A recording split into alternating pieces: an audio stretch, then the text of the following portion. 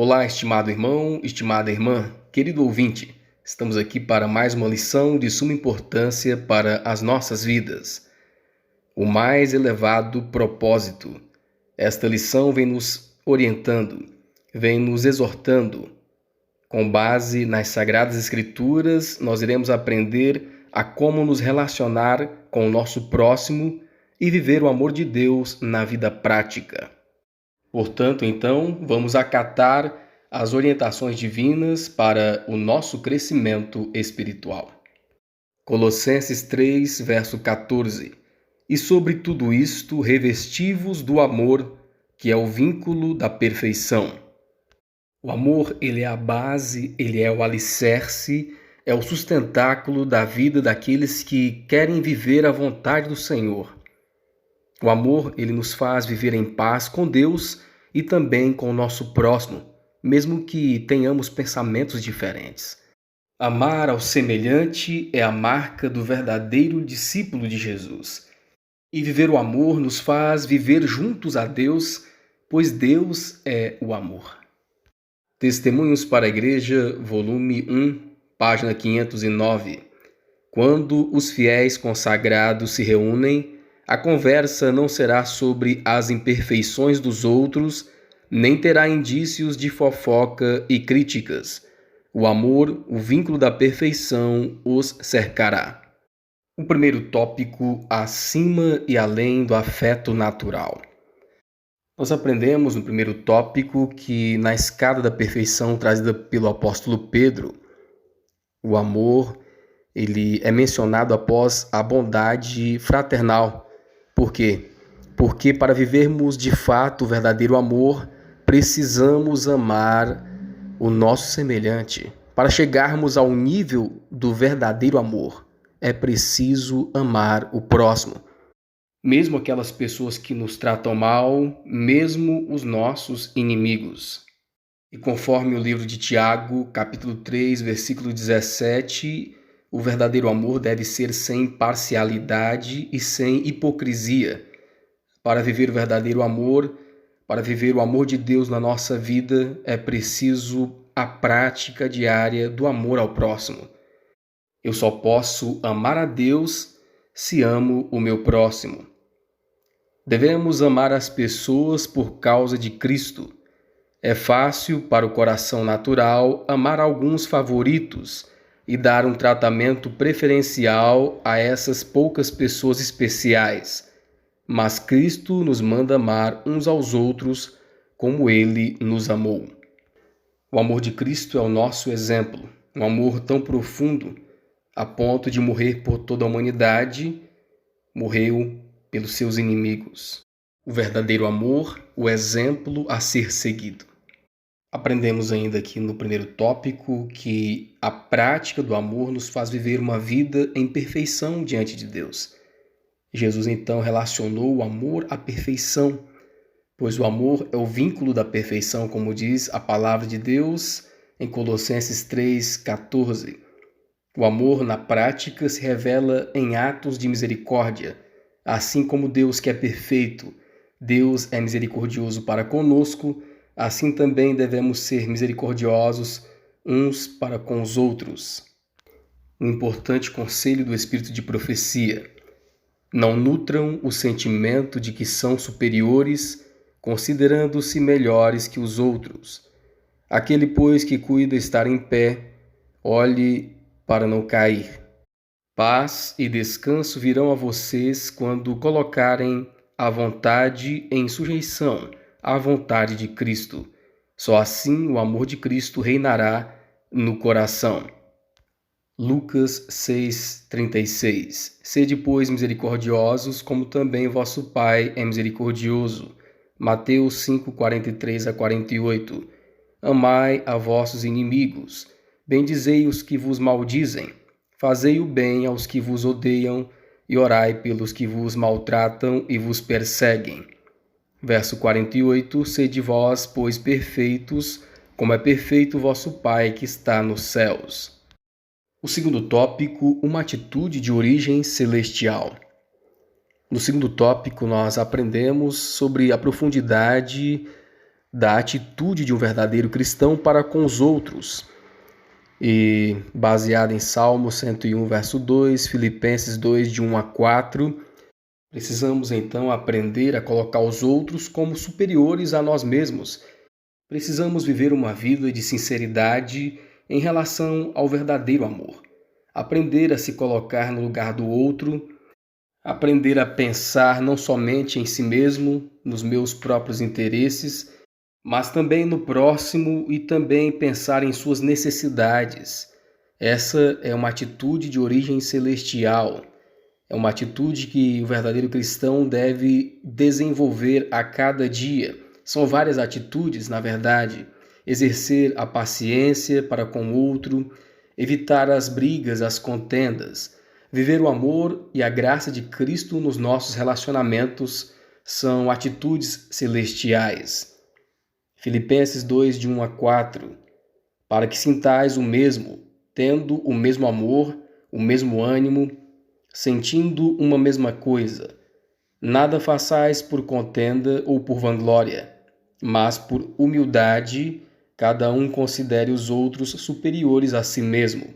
Não atente cada um para o que é propriamente seu, mas cada qual também para o que é dos outros.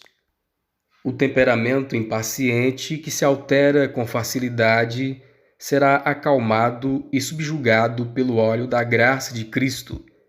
Então, se aceitarmos a Cristo, Cristo transformará o nosso caráter. O senso de pecados perdoados trará aquela paz que excede todo o entendimento.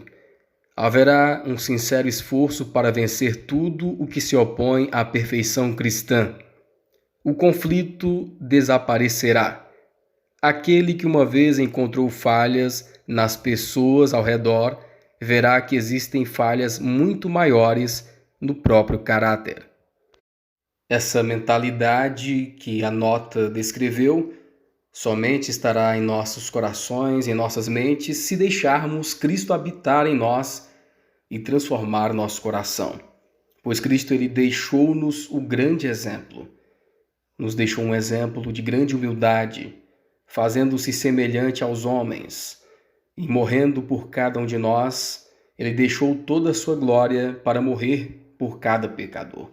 Então precisamos ter a mente de Cristo reproduzida em nossas mentes. Precisamos de seu caráter impresso em nosso viver. Só assim nós deixaremos o eu de lado, só assim deixaremos o ego e viveremos o que o Senhor deseja de nós. Filipenses 2, de 5 a 8. De sorte que haja em vós o mesmo sentimento que houve também em Cristo Jesus, que sendo em forma de Deus, não teve por usurpação ser igual a Deus, mas esvaziou-se a si mesmo, tomando a forma de servo, fazendo-se semelhante aos homens, e achado na forma de homem, humilhou-se a si mesmo, sendo obediente até a morte e a morte de cruz. 1 Coríntios 2,16. Porque quem conheceu a mente do Senhor para que possa instruí-lo? Mas nós temos a mente de Cristo. É o amor ao próprio eu que destrói a nossa paz. Enquanto o ego estiver vivo, estaremos continuamente prontos para protegê-lo da humilhação e do insulto. Por outro lado, quando estivermos mortos e nossa vida estiver escondida com Cristo em Deus, não levaremos tão a sério negligências ou desprezos.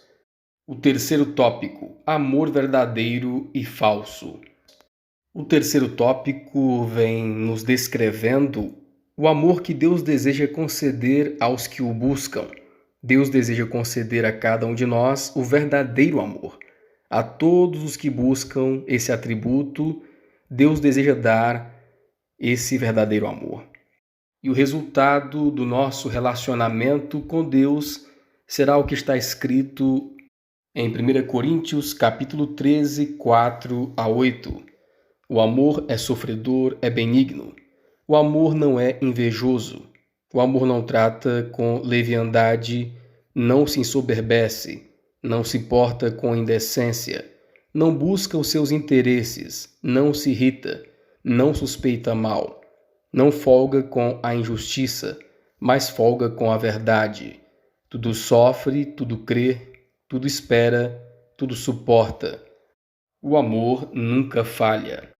Para que a igreja prospere, deve haver um esforço consciente por parte de seus membros para nutrir a preciosa planta do amor.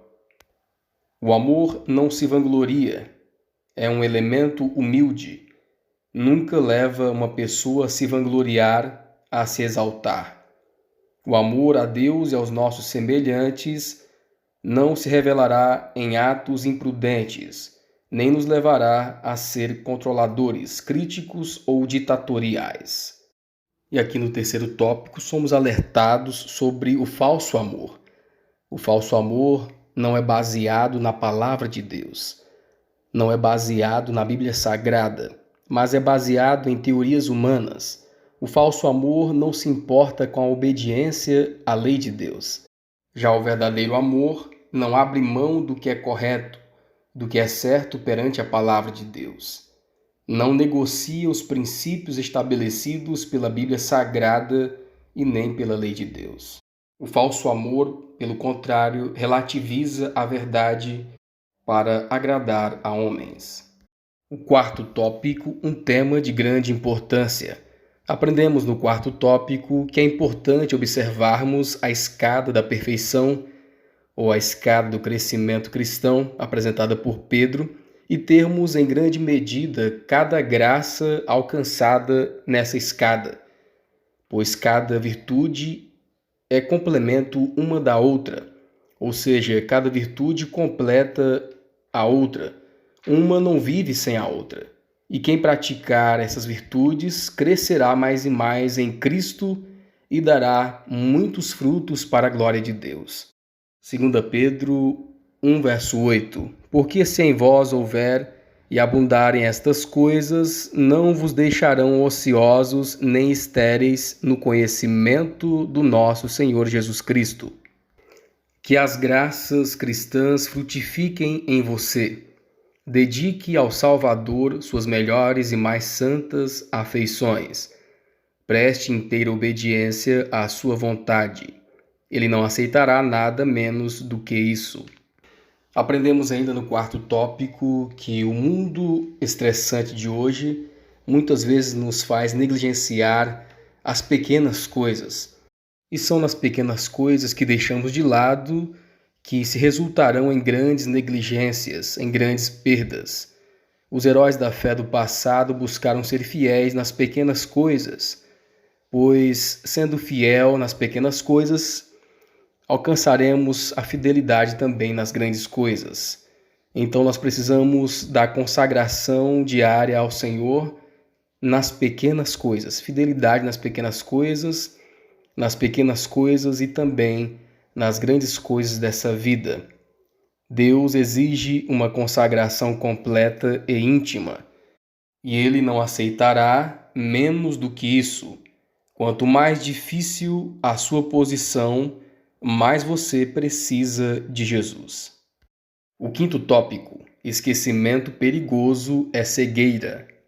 O que causa a falta de algumas dessas graças cristãs em nós? 2 Pedro 1, verso 9, Apocalipse 2, verso 4.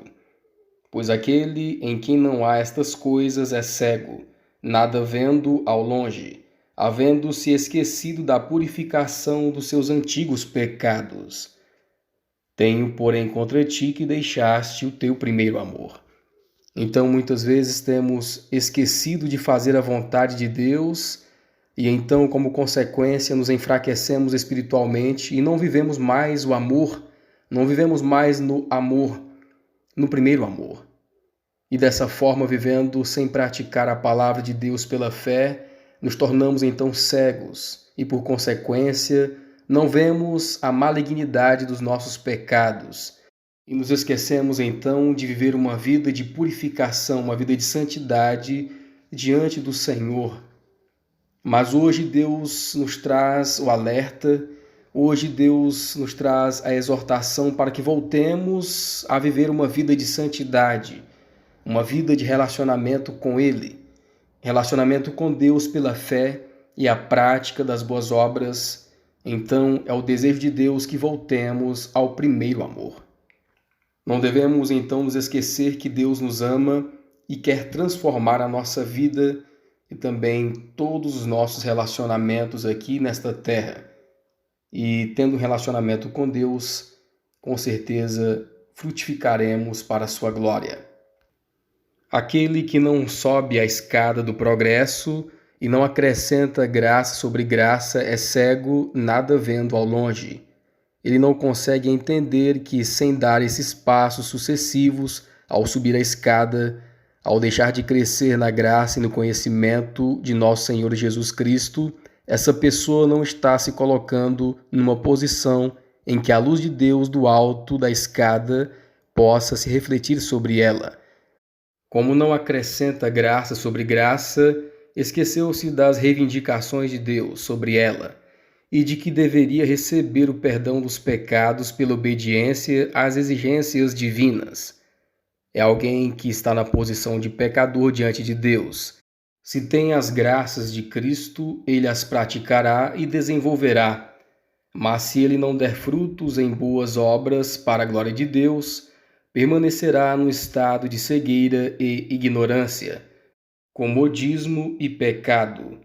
Ele nada vê ao longe. Seus olhos estão fixos na terra, não em Deus que está no alto da escada. Essa classe pode ter vantagens seculares, mas não entende o privilégio e as bênçãos de viver na luz que brilha de Deus, que está no alto da escada. Não conhecem os assuntos que pertencem à sua paz. Não podem olhar para trás com visão espiritual clara. Não veem as coisas sob a luz do céu.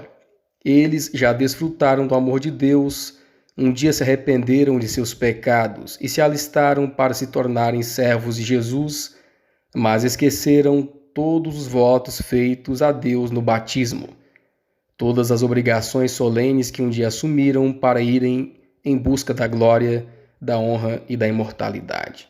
Queridos amigos, estimados irmãos, ouvintes, pela graça de Deus nós estudamos essa lição.